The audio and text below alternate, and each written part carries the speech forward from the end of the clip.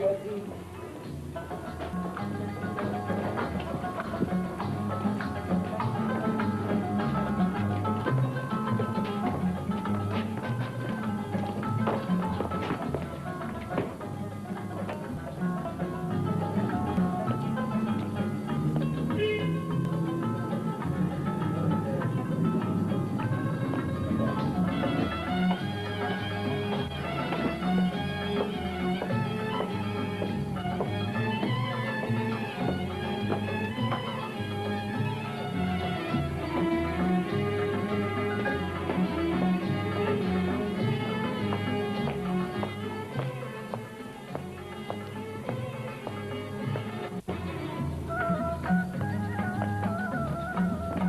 اهلين استاذ عربي. يا اهلين وسهلين. اهلين وسهلين. لك اهلين وسهلين. الحمد لله على السلامة. الله يسلمك. فوت فوت، قسما بالله اشتقت لك. صحيح وانا كمان. فوت فوت من البرد فيه الجلد هري. ايه بيهري. يا اهلين وسهلين بالاستاذ عربي، الحمد لله على السلامة. الله يسلمك مصطفى. سبحان من فك سجنة. سبحانه وربي. قرب على الدفا قرب. اي والله برد. ما ادري استاذ عربي. نعم انت حبيبي. طلعت من السجن؟ الاسبوع الماضي. ايه. وين كنت كل هالمدة؟ كنت زاير عند اختي سميرة. ايه. وكانت ما بدها تخليني اجي على البيت، بس انا استحيت من جوز اختي ولقيتها بدي ضل عندهم وشمعت الخيط وفركتها. لك يا اهلا وسهلا بالاستاذ عربي. اهلا وسهلا فيك مصطفى. طمني، ان شاء الله ما ضايقوك يا الحبسة؟ ما ضايقوني، ما حدا قال لي محلى تحت بعينك، ما حدا حكى معي ولا حرف. يعني قديش انحبست على حساب؟ على حساب يمكن انحبست لي شي 9 اشهر. ايه، شلون طلعت؟ قالوا لي فوت يا فتت. قالوا لي اطلع يا طلعت. استاذ عربي، ما عرفت شو سبب توقيفها؟ ما بعرف، يمكن مشان روايتي الأخيرة، يمكن.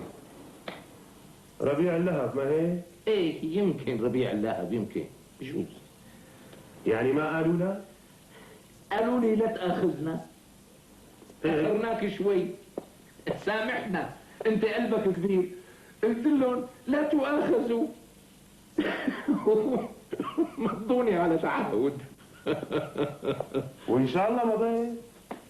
مصطفى بدي امضي اجباري. الله يصلحك، شو بدك بالسياسة؟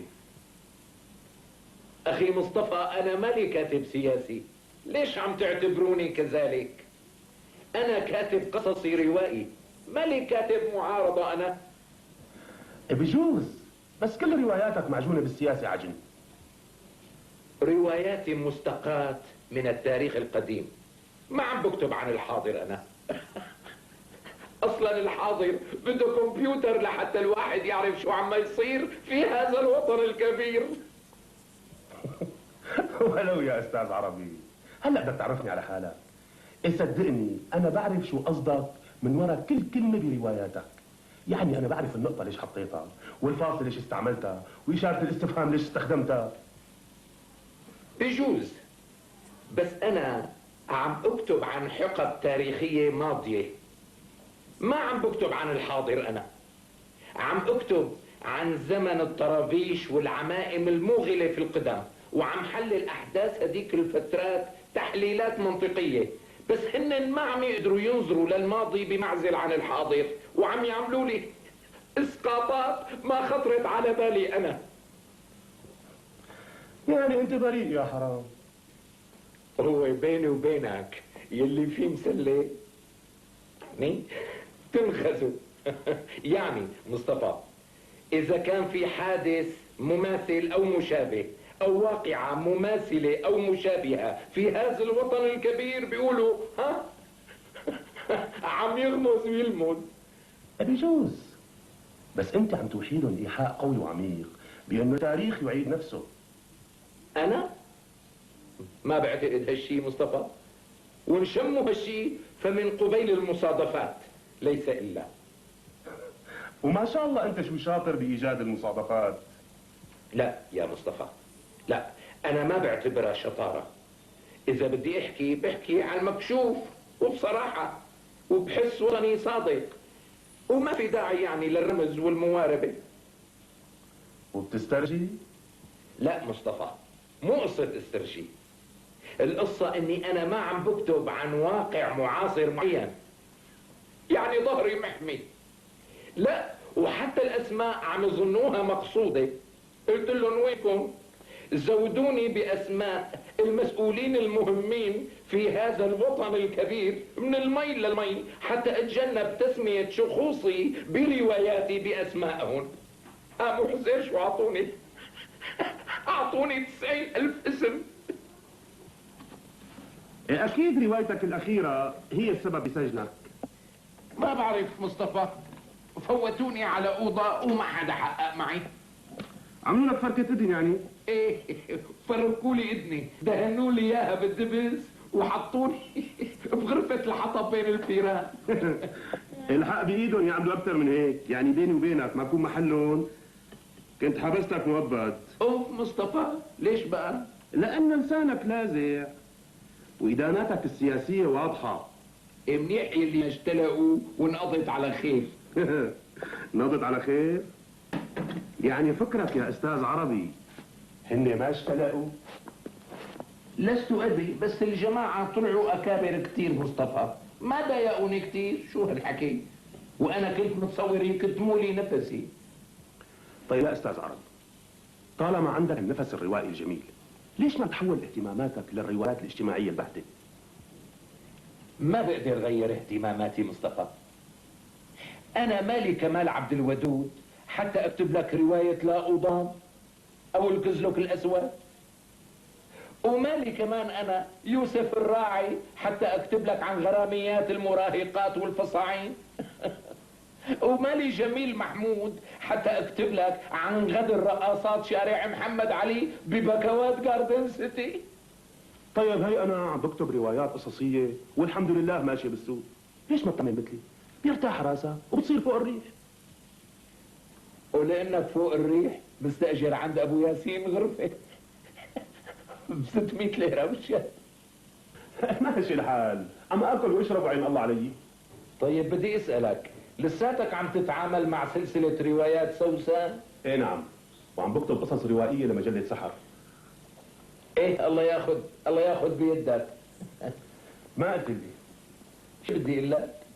يا استاذ عربي، انت صديقي واستاذي من 20 سنه. لا العفو. بقى حاجتك شنطتك والتفت لحياتك. يعني عدم المؤاخذه، مرتك تركتك لانك بتنحبس كثير وما معك مصاري وحالتك بالويل. وبعدين خلينا نكون صريحين مع بعض، العين ما بتقاوم مخرز. صدقني انا عم اقول لك الكلام لصالحك لانه قلبي عليك. اخي مصطفى، انا اسمي الاديب الروائي محمد عربي الفصيح، يعني الي خطي، الي اسلوبي، وعندي ايديولوجيات معينه واستراتيجيات بنطلق منها. واذا كان في سوء فهم لكتاباتي معلش مصطفى، معلش، لابد ما ينصفوني ذات يوم، لابد. طيب وعلى بين ما يجي اليوم شو رح تعمل؟ بدي ضل عم اكتب وتابع المسيره. على كل حال معلش لا تاخذني، ضوجتك انا اليوم، لازم روح لاوضتي. لا استاذ عربي، خليك قاعد لك. خير مصطفى، شو في؟ ابو ياسين اجر الغرفه تبعك. شو هالحكي؟ اي نعم، وبعت لك شناتيك وكراكيبك لعندي. ايه صحيح، هو بيقول عن كتبي كراكيب. طيب ليش هيك عملها؟ يا سيدي قال ما بيقدر يترك الغرفه مسكره 9 اشهر بدون ما ينتفع منها. مشكله مصطفى. وين بدي روح؟ ولا يهمك، خليك هلا عندي لبين ما تلاقي لك اوضه. تشكر يا مصطفى، تشكر، فيك البركه، تشكر. عم اقول لحالي ليش ابو ياسين ما رد علي سلام لما سلمت عليه بالحاره. معلوم شو بده فيني، خريج حبوس انا، يعني الحق معه. قوم هلا، قوم غسل ايديك وشلاح لبين ما احط لك لقمتين. يجزيك الخير يا مصطفى، يجزيك الخير.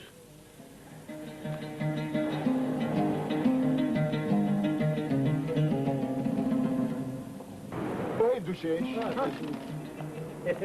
جارو يعطيكم العافية. اهلين، الله يعافيك. امور يا اخ. أنا عم بسأل على أوضة للأجار، ترى بيرتاح حواليكم أوضة؟ لمين الاوضه؟ إلي أنا. الك انت. حضرتك عربي ولا؟ إيه، الداعي محمد عربي الفصيح.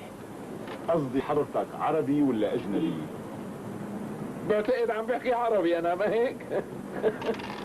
حضرتك ما كنت مستأجر عند ابو ياسين حورية بطالع البحرة؟ يا أنا مستأجر هني. ايه ما عنا غرف اخي، حل عنا. قالوا لي في اخي اذا بتريد حل عنا، نحن من غير دفعة بنرقص. شيشك. يعطيكم العافية. الله يعافيك. أزعجناكم. مع السلامة. عرفتوا منو هاد؟ منو هاد؟ لك هذا اللي بيكتب بالسياسة. نحن من غير شيء صوفتنا حمراء. العاب لك العاب.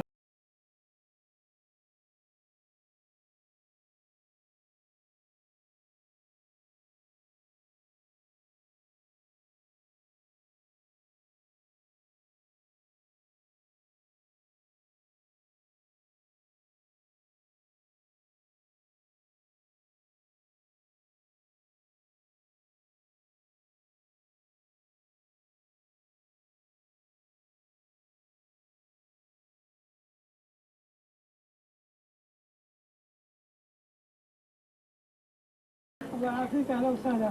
عم دور على أوضة للأجار، بيلتقى هالنواحي يا ترى؟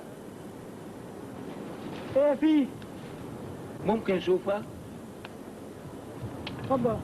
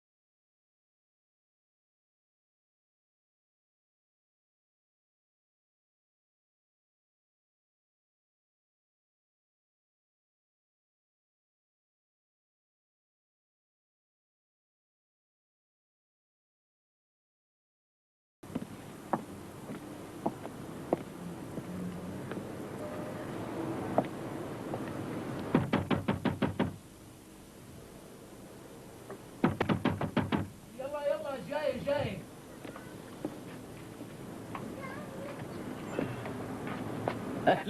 اهلين استاذ مصطفى. يا هلا يا هلا. كيفك استاذ عربي؟ الحمد لله. تفضل فوت قبل ما يطفي الهواء الصوبيا. يلا. مبروك استاذ عربي. الله يبارك فيك. منيحة، نعمة كريم، يعني احسن ما اصفى بصقاء مثل قطاط شباط. قل لي طمني استاذ عربي، شلونك؟ شو اخبارك؟ الحمد لله مصطفى، ماشي الحال الحمد لله. يعني المعدة عم تطحن الاكل والنظر حديد. قصدي شلون عم تقضي اوقات فراغك؟ يعني عم بتسلى يا بالتفكير يا بالقراية، وخير جليس في الانام كتابه. الله يقويك. ايش بدي اساوي؟ بغير هالقرنة ما صح لي اسكن، لا وكلهم متوسوسين مني وعم يقولوا لي بوجهي، عم يقولوا لي استاذ حل عنا، بلاوينا بتكفينا، ما بدنا ننشمت. الحق بايدهم، بفكروني مجرم خطير وعم يخبوا اولادهم مني. ولا يهمك، هدول ناس بسطة. مالي زعلان انا. عم تكتب شيء استاذ عربي؟ ايه، القلم لساته سيال والفكر ما يزال شغال. بس النكتة حبستي الآخرانية خلت الناشرين ودور النشر يتزاولوا مني. وما عاد حدا استنضف اني زوره بداره. معذورين يعني، الحق معهم، ما بدهم مشبوهين ومشاكل. طيب شو رأيك تسافر برات هالبلد وتقوي العيار بالنقد وتنشر كتبك بأوروبا مثلا؟ لا، هلأ رح ازعل منك يا مصطفى. ليش بقى؟ لانه عمره عربي ما بيعملها. انا برواياتي مصطفى لا بسب ولا بشتم. ما حدا بيسب اهل وطنه.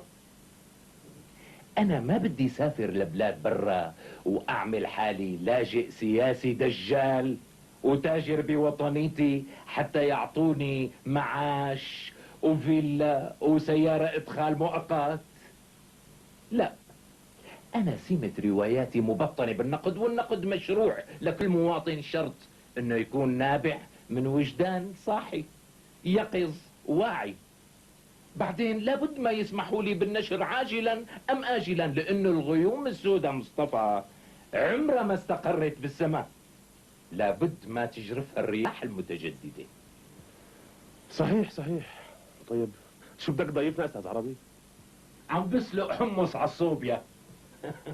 فكري اعمل تسقية فتة يعني طيبة كتير، بعصر لها عصرة ليمون وبضرب الليمونات واللبنات بتطلع مفتخرة، مو خلبيس بلبيس. تاكل معي؟ ولو فتلك خبز؟ ايه حاكم مصطفى، بدك فت خبز.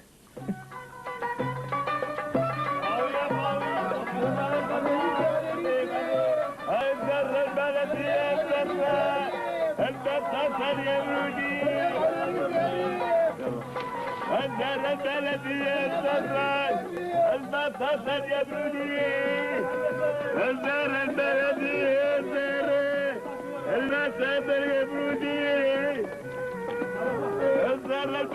يعطيك العافية. اهلين وسهلين استاذ، الله يعافيك.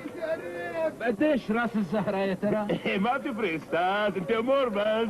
الله يرضى عليك، بدي تنقي لي راس زهرة محرز. حاكم انا روح قلبي من هالدنيا، الزهرة المقلية مع الليمون والثوم المدقوق. لك على عيني وراسي. هات لك خذ استاذ. تفضل. شلون الشغل معاه؟ بصراحة يا استاذ السوق بارد ودائم. ما عم توفي معك يعني؟ والله لا ويشد ايدك استاذ، الخضرة هي اللي عم تنزع ونكبها اكثر من الخضرة هي اللي عم نبيعها ونربح فيها. طيب ليش انت ما بتغير مطرحك؟ ليش ما بتلاقي محل صغير بمطرح تاني؟ منين يا حسرة؟ ما في رسمال استاذ، ما في رسمال. إيه؟ الله يحمل معك. قديش طلع لك معنا؟ ما بتفرق بيناتنا، بعدين نتحاسب استاذ، بعدين نتحاسب. ماشي الحال. خذ لك الليمونتين ثلاثة. اي والله. مشان الزهرة استاذ، هدول تعطونا وفوت. تشكر يا طيب. ان شاء الله الصحة وهنا يا استاذ. على قلبك. السلام عليكم. الله معك، مع السلامة. الزهرة البلدية الزهرة يا خلا الرياض يا خلا الزهرة البلدية الزهرة. اللي عجبني هالمرة انه الحارة عندك صار فيها خضري وبياع حلو وبياع فول نابت وقهوة صغيرة، سوق يعني. بالاول مصطفى كان في خضري وبس، بعدين كرت المسبحة. على كل حال نعمة كريم، احسن ما يحس حاله الواحد مقطوع. فعلا. طمني، وهلا انت شلون ماشي امورك؟ صار لي 8 اشهر على حطة ايدك، يعني من وقت ما سكنت بهالديرة. لازمك مصاري؟ احكي استاذ عربي. ها سيدي، المصاري مو هي كل شيء. انا ما في عندي مورد نهائيا، ما في. هذا هو المهم مصطفى. اسمع مني واشتغل بالصحافة احسن لك. الصحافة بيقبلوني؟ ما بيقبلوني. ايه طبعا، اذا بدك تغمق بالسياسة ما حدا بيقبلك. بشو بدي غمق لك؟ طيب شو رأيك تشتغل مراسل صحفي لمجلة فنية؟ انا مجلة فنية؟ ايه مجلة فنية. مدير مجلة الفن لجميع صاحبي. راح اخليه يكلفك باجراء مقابلات مع الفنانين، شو رأيك؟ اخي اذا طالعت لك 3000 ورقه بالشهر نعمة كريم. بيعطوا هالمبلغ؟ بيعطوا ايه بيعطوا، ليش حتى ما يعطوا؟ ايه شو انا رح اقدم لهم الشهنامه ولا الماجنا كارتا؟ اخي بيعطوا، انت شو بدك بهالشغله؟ بعدين مو ضروري تكتب اسمك الصريح، اكتب اسم مستعار مشان قدرك وقيمتك. ايه بس مصطفى انا ما بعرف ولا فنان. مو مشكله استاذ عربي، انا بجيب لك عناوينه، بس انت قول ايه؟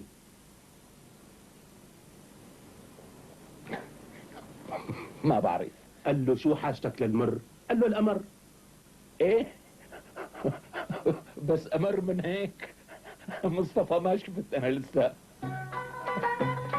إصدار البلدية السماء، إصدار البلدية.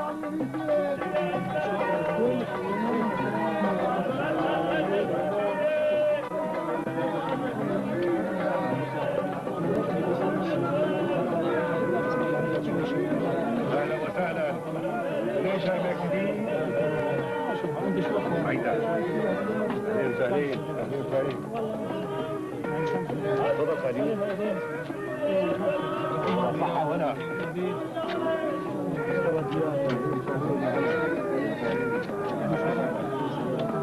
قبل شيء غير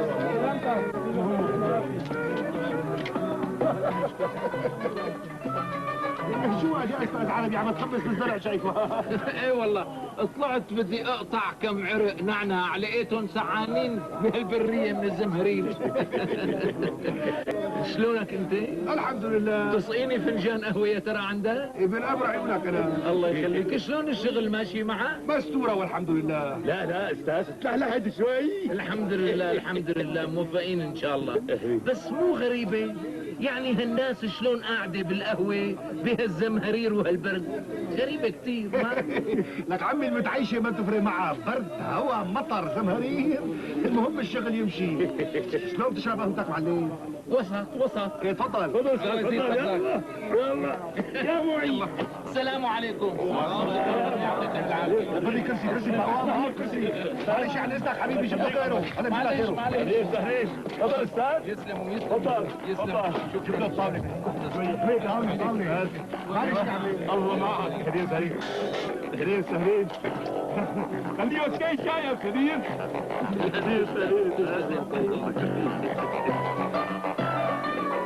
الله يصلحك يا استاذ عربي، حدا بيعمل عملتك. اخي انا مو خرج كون صحفي فني، مو شغلتي هالشغله مصطفى. طيب ليش المطرب زعل منك؟ سألته سؤال صغير كمقدمة. قلت له ليش ارتبط الفن بالليل؟ ما بيصير فن بالنهار؟ قلت بلكم وقال لي شو قصدك؟ قلت له بالنهار بيطلع الصقر، الفهد، النمر، يعني هالمخلوقات المهيبة الواثقة من نفسها والنهار مهما كان قوي. أما بالليل فمين بيطلع؟ مين؟ حية بتزحف من تحت حجر، خنفسة بتمشي جنب حيط، فارة بتتخبى، وطواط بيلطي بين عواميد، صرصور بيسرحب على الهسي، يعني مخلوقات مزرية ضعيفة مصطفى. وقبل ما كمل كلامي انهز بدنه وانخبط فرد خبطات وافتكرني عم هينه وشهر فيه بالفنانين. حتى الفنانين ما خلصوا من لسانك؟ ليش ما عرف يجاوب؟ أنا علي إني أسأل ولكل سؤال جواب. بعدين قعد يغني لي ما شربش الشاي هاتي شاي ليكي وليا، بابوري محمل سكر وشاي، قاعد معاي وبنشرب شاي، بالله تصبوا هالقهوة وبزيدوها هيل. دق خلقي منه وقلت له شو مطرب منبهات انت؟ توترت اعصابي يا اخي. هون كان راح يقلعني وانزعج تمام. مو بس هو اللي انزعج، وصاحب المجلة رح ينزعج ويكب مقالتك بسلة المهملات. ليش؟ في مجلات كتيرة إلى وإلى وزنها بتقول نحن غير مسؤولين عن الآراء التي تنشر في مجلتنا، فهي تعبر عن رأي مؤلفيها. هلأ افرضني مصطفى عم اكتب للتلفزيون، عم اكتب له، ضروري التلفزيون يتبنى وجهة نظري؟ العمل الفني والأدبي بيحمل بصمة صاحبه. طيب والعمل هلا شو رح اعمل؟ العمل اني ما عدت اقدر ادفع اجار هالقصر يلي ساكنه شيخ مصطفى. لا والنكتة اني انا عنيد وشايف حالي بآرائي وقرش بجيبتي ما في. ولو يا استاذ عربي بتسكن معي لبين ما الله يفرجها. اعوذ بالله مصطفى، شو اسكن معك؟ شوف فيها ليك الفرشه جاهزه لك. اهلا وسهلا فيك استاذ. الله يبارك فيك يا مصطفى، الله يبارك فيك.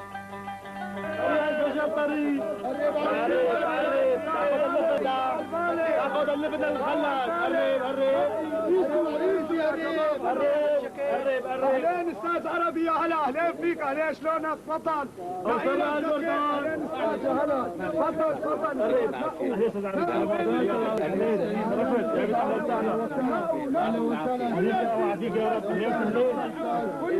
شو لك عنا؟ خلينا نسولف يا استاذ، بعدين بتحكينا.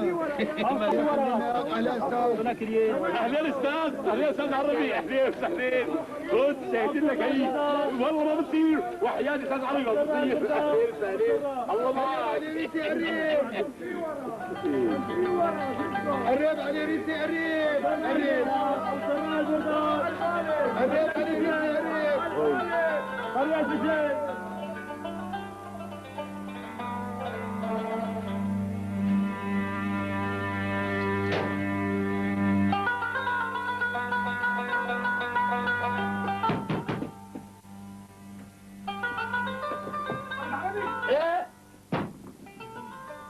اهلا وسهلا، اهلا وسهلا. يعطيك العافية. الله يعافيكم، تفضلوا تفضلوا. يا اهلا وسهلا فيكم. بس نكون ازعجناك استاذ. لا ولو تفضلوا من الهواء، تفضلوا. هلا في هروب الدفايات.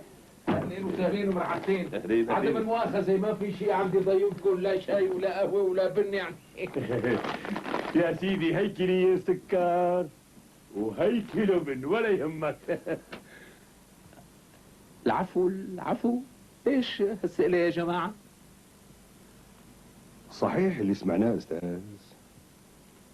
شو سمعتوا؟ قال بدك تترك الاوضه وتنتقل. صحيح، بس مين قال لكم؟ ولو نحن اللي بنعرف استاذ. لا اطمنوا، اذا فكركم انا رح امشي بدون ما ادفع اجار الاوضه بتكون غلطانين. اعوذ بالله استاذ، شو عم تقول انت هيك؟ وعيب. انا من جهتي مسامحك بكل شيء استاذ عربي. ليش؟ ولو انت فضلك على راسنا استاذ عربي. استغفر الله. بقى بنترجاك خليك عنا استاذ ولا تروح لغير امي. نحن جايين خصوصي استاذ عربي حتى نترجاك تضل بحارتنا. تشكروا يا شباب، بس انا الحقيقه ما عدت اقدر ادفع اجار الاوضه. ولا يهمك استاذ عربي، نحن اتفقنا نحن والبياعين برا على انه نسمح لك اجار الاوضه وندفع لك اياه. بس سيدي خليك عنا ونحن ما بدنا منك شيء. الله يبارك فيكم يا شباب، الله يبارك فيكم. انا طول عمري عم ناضل بكتاباتي مشان قضايا الناس وما حدا عم يقدرني. بالظاهر آن الأوان لأنه الجماهير تقدرني. بقى لا تقطع رزقتنا يخلي لنا اياك. وهي رزقتنا ورزقة عيالنا وانت بيهون عليك تنقطيع. معلوم؟ ما بيهون علي أنا تنقطع رزقتكم. وبصراحة الحارة صار فيها حركة وبلشت الناس تكتر بمجرد حضرتك ما سكنت عندها. يعني كل الامم والناس اجت بسببك. بسببي أنا؟ معلوم اخي، عم يقعدوا بالقهوه طول النهار، بعدين كتار البركه مو قلال، 20 25 زلمه عم يقعدوا من الصبح للمساء وعلى اكل وشرب ودفع. وبس تروح حضرتك من هون رح يلحقوك وتفضل حارة. لك حتى بياع الفول بياع الهريسه رح يروحوا. إيه اصلا هن جايين بسببك. جايين بسببي ورح يلحقوني؟ معلوم. ليش؟ مينو هدول؟ والله ما بتعرف. الله لا يعرفني بحكمة إذا كنت بعرف. هدول عناصر الامن جايين يراقبوك.